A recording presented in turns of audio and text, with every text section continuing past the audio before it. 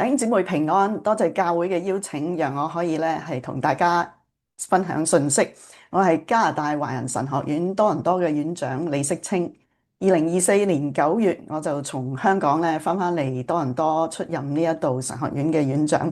我話返嚟多倫多因為我年輕嘅時候就喺多倫多呢一度成長，喺多倫多做嘢然之後喺呢一度信主嘅。諗唔到經過咗30幾年啦，上帝又將我帶返嚟呢一個我成長嘅城市參與呢一度嘅神學教育工作。多倫多呢一度都有唔少嘅教會活動，尤其是每年秋天都有培靈會有宣教大會等等。但係我唔知道宣教俾你一個乜嘢嘅感覺，會唔會宣教就好似你一定要離開你所在嘅地方，要改變好多，要去到好遠嘅地方先至能夠做得到呢？會唔會你都會有呢個印象呢？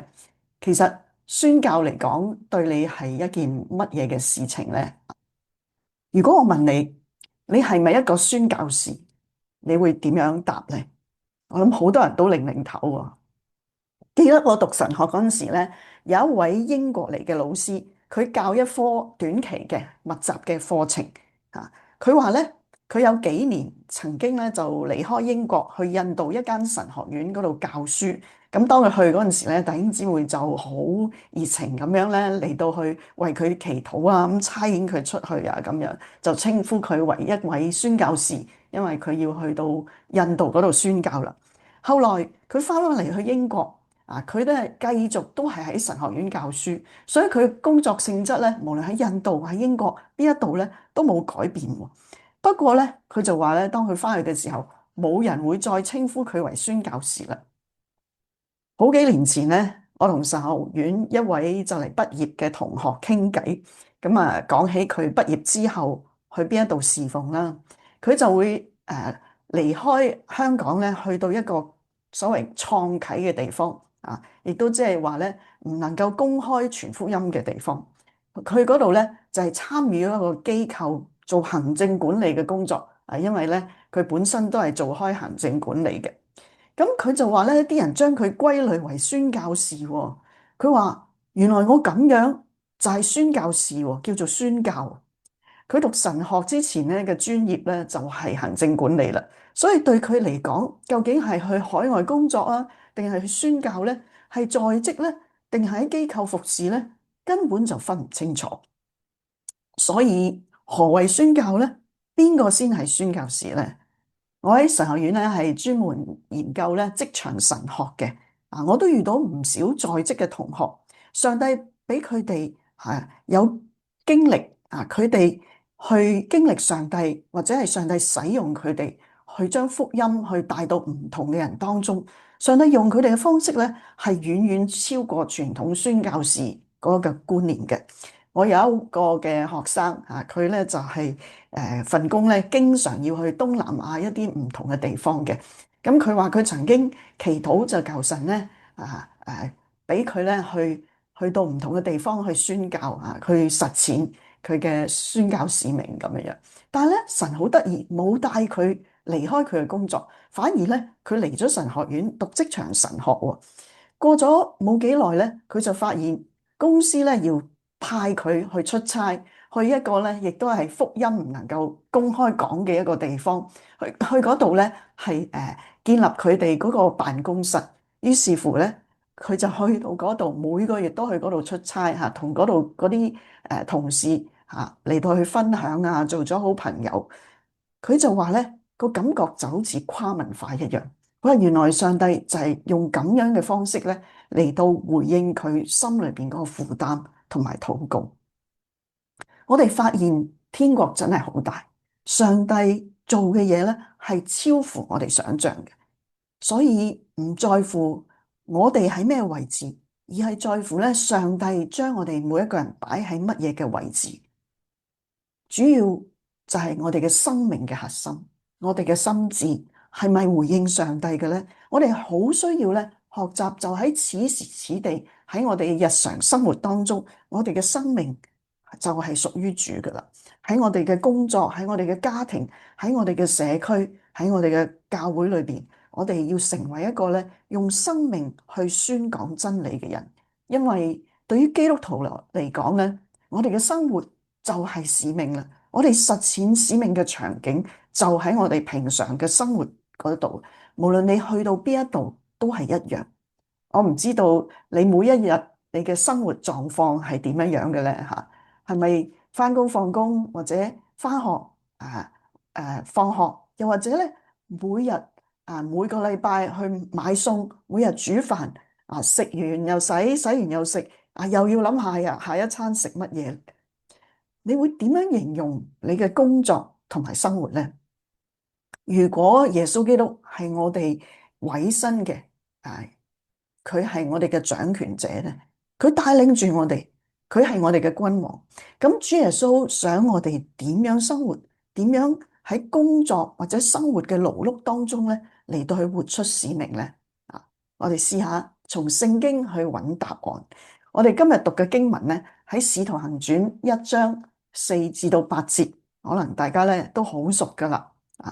經文呢度話咧，耶穌和他們聚集的時候，囑咐他們說：不要離開耶路撒冷，要等候父所應許的，就是你們聽見我說過的。約翰是用水施洗，但不多幾日，你們要受聖靈的洗。他們聚集的時候，問耶穌說：主啊，你復興以色列國就在這時候嗎？耶穌對他們說：父憑着自己的權柄所定的時候日期，不是你們可以知道的。但聖靈降臨在你們身上，你們就必得着能力，並要在耶路撒冷、猶太全地和撒瑪利亞，直到地極，作我的見證。揀使徒行傳就係因為呢一度咧，正正記載咗咧早期嘅信徒喺耶穌佢復活顯明福音嘅大能之後咧佢哋點樣去生活。諗起使徒行傳咧，就好自然諗起全福音，冇錯嘅。不過如果你細心去讀使徒行傳咧，路加記載嘅早期教會點樣去跟隨上帝嘅心意咧？佢哋點樣跟隨聖靈嘅帶領咧？佢哋繼續嚟到去發展教會。所以使徒行傳寫嘅咧，就係唔係好刻意嘅全福音，而係一班咧願意委身跟隨耶穌嘅人，喺耶穌升天之後點樣生活。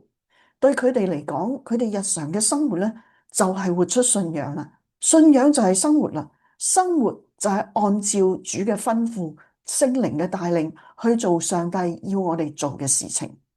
喺使徒行傳裏邊，門徒喺敵對嘅環境當中咧，可以話冇人冇物嘅。佢哋咧喺羅馬嘅政權底下，被羅馬嘅政權轄制。後來咧，教會裏邊仲出現好多紛爭添。喺咁嘅環境之下咧，門徒用佢哋嘅生命為主作見證，為主殉道。日光之下真係無新事。佢哋面對內憂外患，就好似今日我哋面對一個未信嘅世界，一個紛亂嘅社會，唔同嘅價值觀，我哋就喺當中嚟到去生活。我哋其實都未行到去早期門徒佢哋殉道嗰個情況啊！當一班人一齊向主去呈獻我哋嘅心嘅時候咧，願意將基督嘅愛就帶俾我哋每一日去接觸嘅人，去服侍佢哋，去按照主耶穌嘅吩咐、聖靈嘅帶領，就做我哋每一日好平常、好平凡嘅事情。但係上帝就可以通過我哋平凡嘅生活咧，去繼續編寫呢一個天國嘅故事、門徒嘅行傳、教會嘅行傳。所以我好肯定咁話俾你聽咧，同當代嘅信徒一樣，主耶穌今日同樣期望我哋在座嘅每一位我哋可以一齊去經歷聖靈喺我哋生命裏邊每一日嘅帶領，不斷咁樣發現咧，上帝超乎我哋想象嘅工作，就喺主耶穌今日安放你嘅位置你嘅家庭、你嘅職場、你嘅社會每一個你接觸嘅人，每一個嘅生活嘅處境，喺一個微不足道、好似不見經傳、冇咩所謂嘅環境裏邊咧，聖靈可以用我哋，同樣，我哋遇到每一個人嚟到去用我哋嘅生命嚟到去祝福佢哋，嚟到去見證耶穌就喺我哋嘅生命當中。喺《使徒行傳》裏邊咧，其實工作或者日常嘅生活咧，係故事嘅中心嚟嘅。所謂嘅行傳啊，就係行為活動咧。所以敘述當中，使徒咧係做好多唔同嘅事。佢哋有宣講啦，有醫治啦，佢哋有施捨有決策，佢哋會有團契，佢哋會管理當中嘅金錢分配食物啊，誒。製造做唔同嘅嘢嚇，有時咧佢哋會開會討論嘅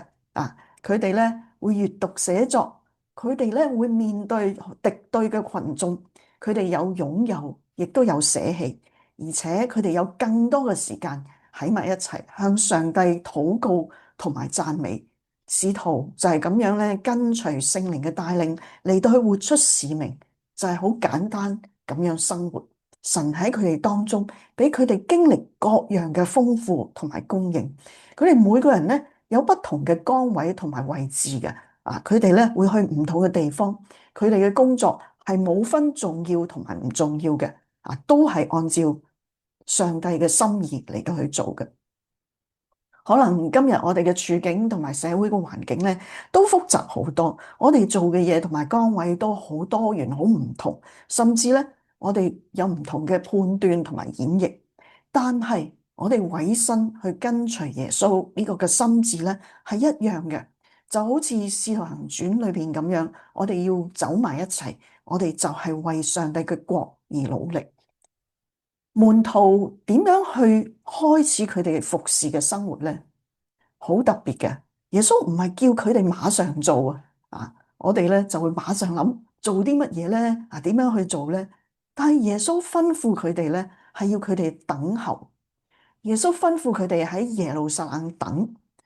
對門徒嚟講咧，呢樣嘢好難理解嘅，因為對門徒嚟講，耶路撒冷係佢哋受到敵視同埋迫害嘅地方，喺最危險嘅地方，要佢哋等。等啲咩咧？上帝嘅計劃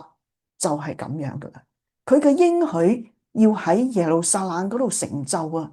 佢嘅應許就係聖靈要嚟到，要臨到呢一班門徒嘅身上，就喺聖子被釘十字架嘅呢一個城市，喺嗰度聖靈降臨，為聖子作見證，表明耶穌就係上帝嘅兒子。真理嘅靈要讓人知罪，要帶嚟公義同埋審判，而呢一件事嘅起點就係耶路撒冷，亦都係門徒咧，因為耶穌被捉拿，佢哋咧四散彼得不認主門徒離棄甚至出賣耶穌嘅地方。耶穌就係要喺呢一個佢哋跌倒嘅地方咧，嚟到去重新堅固佢哋。喺呢度之前咧，耶穌其實一路都有提及保惠師聖靈要嚟到嘅呢一件事而喺嗰度咧，佢再一次咧，佢都提到咧門徒要領受聖靈嘅呢一次咧，呢一次嘅洗禮咧，再唔係咧約翰外在嘅用水嘅施洗啦，而係一個內在嘅屬靈嘅。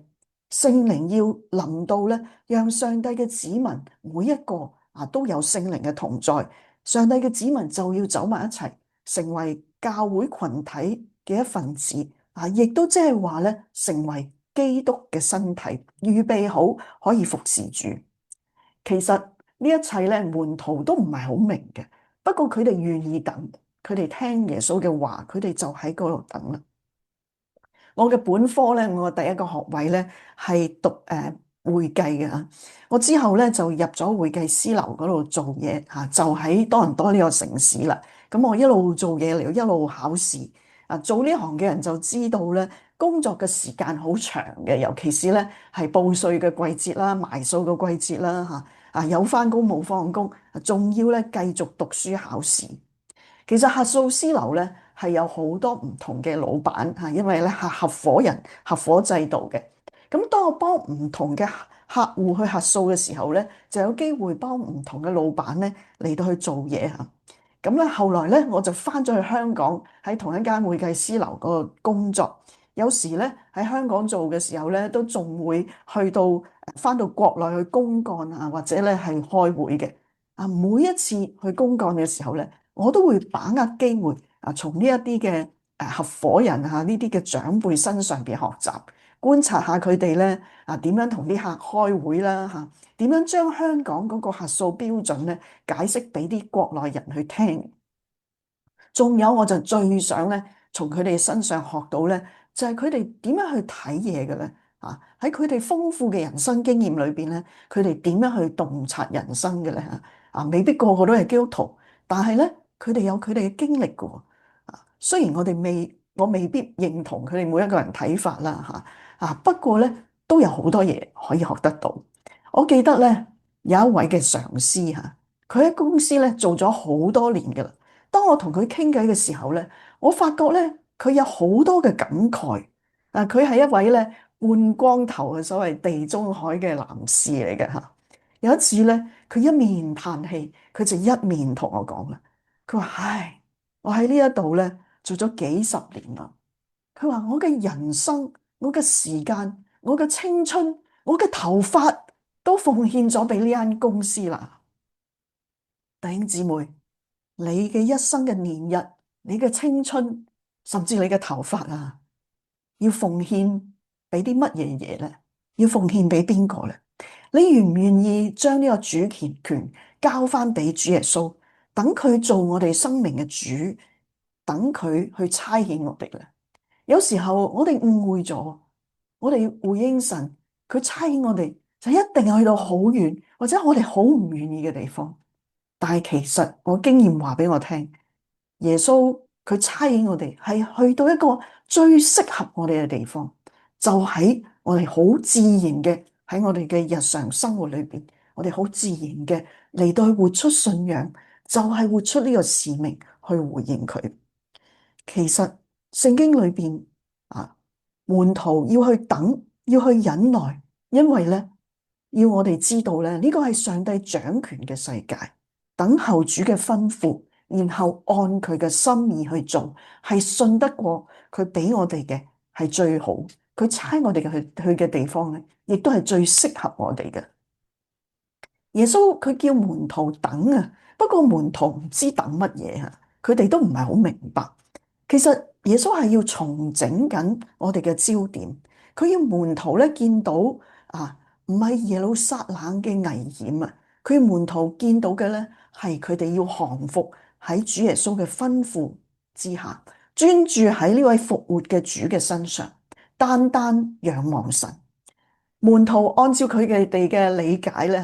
佢哋嘅結論就係咧，耶穌嘅國度呢一日將要嚟到啦所以佢哋好期待喺第六節嗰度咧，佢哋就問啦：主你復興以色列國就在這時候咩？佢哋跟咗耶穌咁耐，佢哋仍然唔明白天國其實唔係佢哋想象咁樣。但喺呢一度咧，耶穌冇直接咁樣話佢哋唔啱或者更正佢哋，因為咧佢的確咧為門徒留低咗咧佢要再嚟嘅盼望嘅。不過天國幾時嚟到咧卻係佢哋唔能夠知道嘅。反而耶穌嘅答案咧係將門徒嘅目光帶翻去現在，就係此時此地佢哋嘅使命啦。對於世界嚟講，佢哋就係耶穌嘅見證人啦，而佢哋咧就亦係要喺當地耶路撒冷四周圍猶太全地同埋撒瑪利亞同埋所有嘅地方直到地極去實踐呢個使命。呢個使命係一路延續緊，俾整個嘅教會群體嘅，所以你同我今日都一樣有份。不過關鍵唔係我哋要擺低啲乜嘢要去邊，以為自己可以為神做啲乜嘢嘢。關鍵係主耶穌將我哋擺咗喺邊，佢俾我哋面對啲乜嘢嘅環境，要我哋去做啲乜嘢嘢去回應佢。可能我哋都好似門徒咁樣嘅好期待咧，主耶穌要好似我哋想象咁樣咧去帶領我哋，或者咧帶我哋去更好嘅一啲嘅環境或者可以去邊度為神做啲乜嘢嘢。壞消息係主耶穌未必會按照你嘅想象去做，又或者咧可以話咧，佢多數都唔係我哋估嘅咁樣樣嚟到去想象去做。不過好消息係，如果你願意放手，放低自己好執着想要嘅嘢，我哋一齊去降服喺耶穌嘅面前，讓佢重整你嘅焦點，你就一定會有全新嘅經歷。喺上帝安放你嘅位置，就係此時此地你已經身處嘅嗰個位置，你就會見到上帝俾你嘅機會，佢要點樣樣嚟到使用佢。記得我年輕嘅時候咧，我好努力讀書啊，讀到大學畢業就喺呢一個嘅安大略省呢一度嘅。然之後咧，我哋嚟到多倫多，我一路做嘢一路考會計師，最後上帝嘅恩典嚇，我就喺加拿大呢度咧考到個會計嘅牌啦。年輕嘅我就係咁樣諗啦，好咯，以後都唔使考試啦，唔知你怕唔怕考試㗎嚇？點知過咗幾年，上帝帶領我咧係翻去香港做嘢喎，因為咧香港有本地嘅稅務同埋法例啊嚇，所以咧我又要考試啦，我要考翻兩科咧係本地嘅稅法同埋商業法先至可以攞牌，所以咧我一路讀，我又一路鼓勵自己讀埋呢次啦嚇，最後努力啦，以後都唔使再考試啦。誰不知上帝有更奇妙嘅安排，佢後來呼召我擺低我嘅工作，去到神學院去服侍佢。佢冇因為我唔即刻去回應，去放棄我。過咗好幾年咧，我終於咧都回應佢嘅呼召，去到神學院。最初咧，我以為讀下書咁就返教會侍奉啦。點知到咗第二年，神學院嘅老師咧又挑戰我再去外國讀書。我當時咧都有好大嘅掙扎，估唔到咧行上帝條路會有咁多令我意想不到嘅事。我哋嘅上帝就係咁奇妙噶啦，佢呼召我哋每一個人去跟隨佢，不過佢唔會強迫我哋啊。當我哋去願意擺低我哋自己去尋求佢嘅心意嘅時候咧，佢就會帶領住我哋，讓我哋咧睇到佢俾我哋每一個唔同嘅一啲嘅經歷，喺最好嘅時候佢幫我哋嚟去開路，揭開我哋意想不到嘅美好嘅一頁。對我哋嚟講，其實等咩咧？即刻就可以做啦。對我哋嚟講，上帝嘅方法真係又慢又唔理想啊！就好似早期嘅殉道者，可能我哋今日都會覺得佢哋好蠢嘅，因為佢哋嘅堅持咧帶嚟迫害，又解決唔到問題。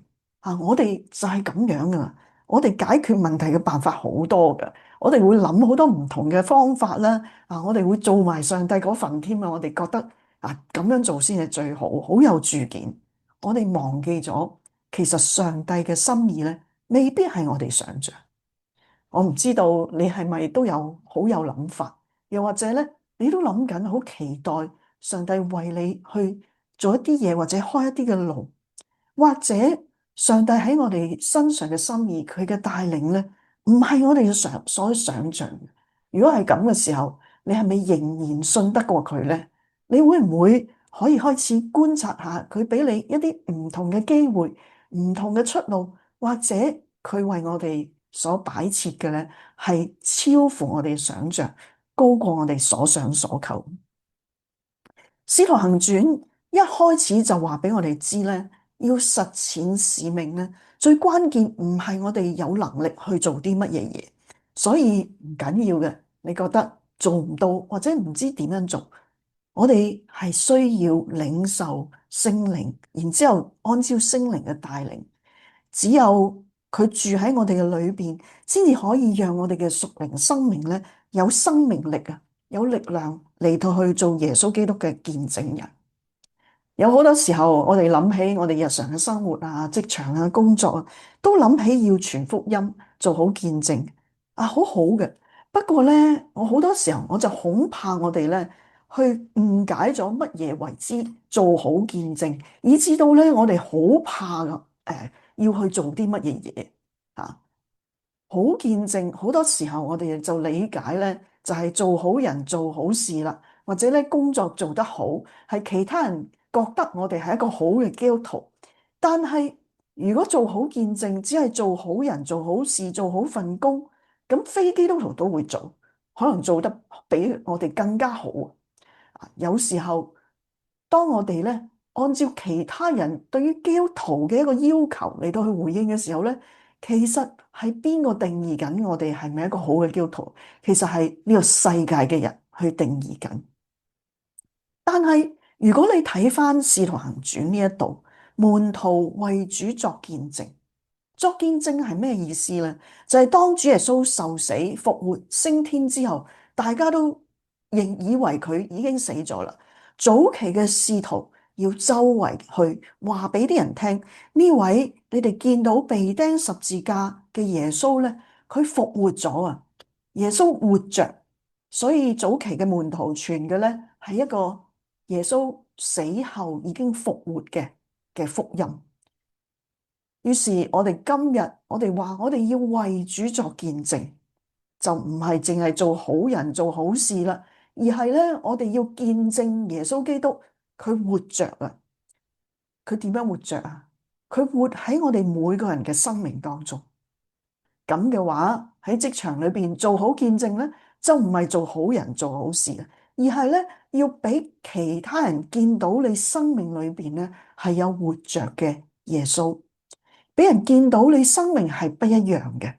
唔在乎一次兩次做唔做到我哋想做嘅所謂嘅好事，而係喺長期嘅相處底下，俾人見到一個基督徒嘅生命係點樣唔同，係有耶穌嘅生命，你嘅生命咧要吸引人去認識你生命當中嘅主耶穌。基督徒共同嘅使命的確係為主作見證。不過呢個唔係口講嘅，而係我哋每一日嘅生活裏邊，生命嘅演繹啊，無論你喺屋企、喺工作裏邊、喺社會裏邊、喺教會裏邊，都係一樣。呢個共同嘅使命咧，唔容易嘅，因為聖經嘅標準好高，我哋都知道我哋達唔到呢個嘅共同使命，只有靠住聖靈令到去做得到，係聖靈改變我哋嘅生命同埋整個嘅群體。以至到咧，我哋可以分享呢一個工作嘅成果，善用我哋嘅資源、才幹同埋影響力，去發揮基督徒群體呢個鹽同埋光嘅特質，影響我哋嘅身邊嘅人，影響我哋嘅整個嘅文化。呢啲一切都唔係靠我哋自己咧可以做得到，所以我哋一齊嚟到去發揮呢一種嘅影響力，每一個人做嘅其實就好簡單嘅啫，我哋就係努力咁樣去緊貼耶穌基督嘅說話，去活出一個上帝兒女嘅身份同埋樣式。有時候咧，我哋會所謂嘅成功一啲吓，會開心感恩，但係有時候咧，我哋會軟弱，會失敗跌倒，唔緊要，我哋可以話俾其他人聽啊，我哋點樣去回轉啊，同樣都係一個好好嘅一個嘅見證。我哋嘅信仰正正就係一個回轉可以悔改復和嘅一個嘅福音，所以主耶穌已經揀咗你啦。無論你係咩年紀，你喺咩嘅位置，就喺你現在身處嗰個嘅家庭日常生活嘅處境裏邊啊，就係你被主差遣進入世界，以生命去演繹福音嘅呢一個嘅場景。有時候我哋以為聖靈臨到一定係一啲好神奇好特別嘅一啲嘅經歷，當然呢啲都可能會有嘅，但係要知道咧，聖靈就係咁樣好自然嘅活喺我哋嘅當中去做感動、帶領、教導嘅工作。聖靈唔單止個別與我哋同在嘅，佢亦都喺我哋整個嘅教會群體嘅當中咧，嚟到去幫助我哋學習點樣嚟到去彼此相愛。聖靈加力賜力係幾時發生嘅咧？吓，唔係咧喺我哋唱詩歌舉高啲隻手啊，亦都唔係咧我哋苦苦去哀求嘅時候，聖靈係好樂意時刻與我哋同在，係因為咧我哋願意跟隨耶穌，活出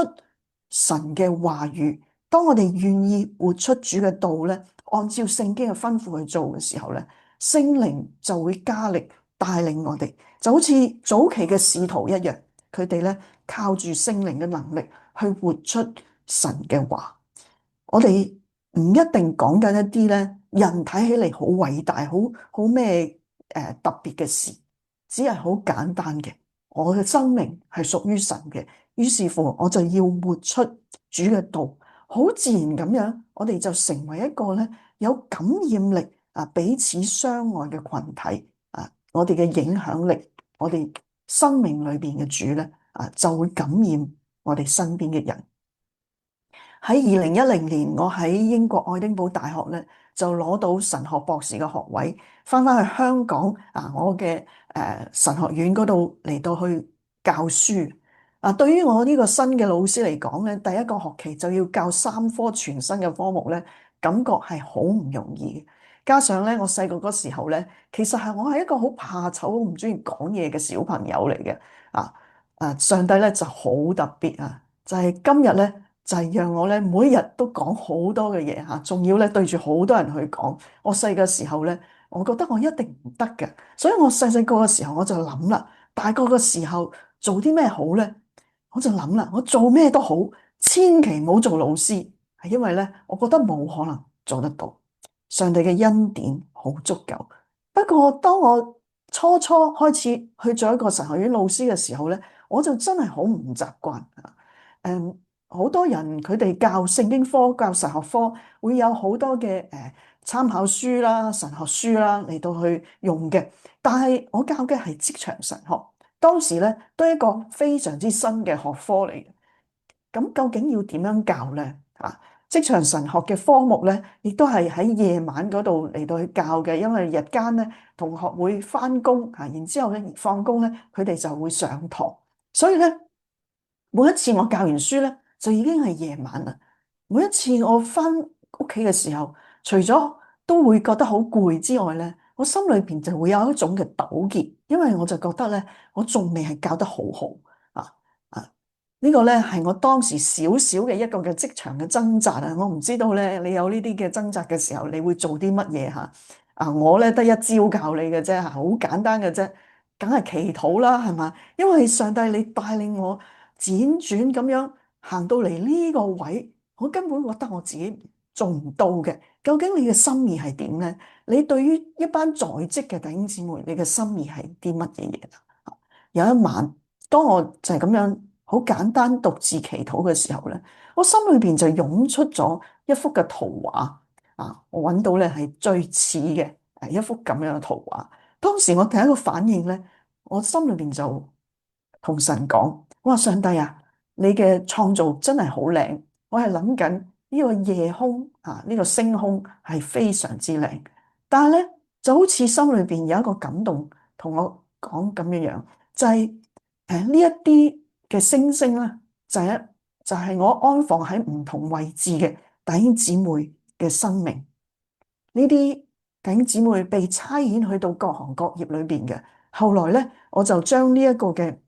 異象咧，同我啲在職嘅學生嚟到分享。呢一幅圖畫感動咗好多嘅弟兄姊妹，因為佢係講緊唔單止牧者、宣教士被呼召同埋差遣，其實咧，主耶穌係呼召差遣每一個願意回應佢嘅門徒，去到社會裏邊唔同嘅行業。生活嘅唔同嘅處境裏邊，好簡單嘅啫，讓我哋嘅生命咧係為主發光。每個人都好重要嘅，因為咧，如果你喺你嘅位置裏邊，你唔發光嘅話咧，你嗰個周圍咧就黑暗，因為呢一個係黑暗嘅世界嚟嘅，上帝都好清楚嘅。但係每一個人同樣嘅道理又唔係好重要喎，因為一粒星佢唔發光咧，仲有千千萬萬嘅星。所以呢一幅圖畫係講緊我哋咧係回應上帝嘅呼召，被佢差遣去到咧一個佢嘅心意啊，我哋所屬嘅一個位置，我哋嗰個小小嘅位置裏邊，我哋就要將自己咧睇得合乎中道，我哋去讓我哋嘅生命咧為神嚟到發光。有時候咧，你個粒星咧係光啲，我粒星咧暗啲，因為我軟弱啊。你又可以鼓勵我。有時候咧，我又鼓勵翻你。唔知道咧，你有冇發現咧？喺呢幅圖畫裏邊，你都有一個好獨特嘅位置，係上帝安放你嘅位置。我哋每個人咧都唔係最重要啊，但係咧同時每一個人都好重要。你願唔願意回應主耶穌嘅俾你嘅使命，成為照亮夜空嘅其中一粒星星啊？我哋就係咁樣，按照主耶穌嘅差遣，進入我哋嘅生活嘅裏邊，唔同嘅範疇裏邊，生活就成為我哋信仰實踐嘅一個好重要嘅場景。而我哋嘅信仰咧，就同我哋嘅生活咧嚟到去分唔開。然之後咧，我哋每個星期我哋聚集埋一齊，我哋一齊去敬拜，一齊去迎見上帝，然之後彼此去鼓勵分享。到最後被主差遣去到唔同嘅地方分散，去到社會唔同嘅位置裏邊，呢個狀態其實同早期嘅使徒一樣咧，一直都冇改變啊！弟兄姊妹，你願唔願意回應主耶穌嘅呼召，做一個真正跟隨耶穌、回應呼召、被佢差遣嘅門徒？其實好簡單嘅，就喺你嘅現時嘅位置，喺你嘅家庭，喺你嘅社區，喺你嘅工作，喺你嘅教會裏邊啊，我哋就係以生命嚟去活出信仰。讓我哋同心禱告。天父，我哋多謝你，因為呢係你親自嘅嚟到去呼召我哋每一個，願意我哋去回應你嘅時候，我哋就被你得着，你差遣我哋按照你嘅心意去到唔同嘅處境，就喺我哋身處嘅家庭、工作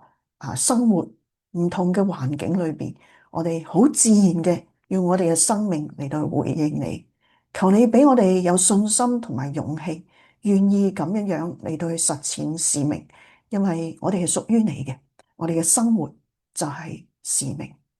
我哋多謝你，我哋祈禱奉耶穌基督得勝嘅名求，阿門。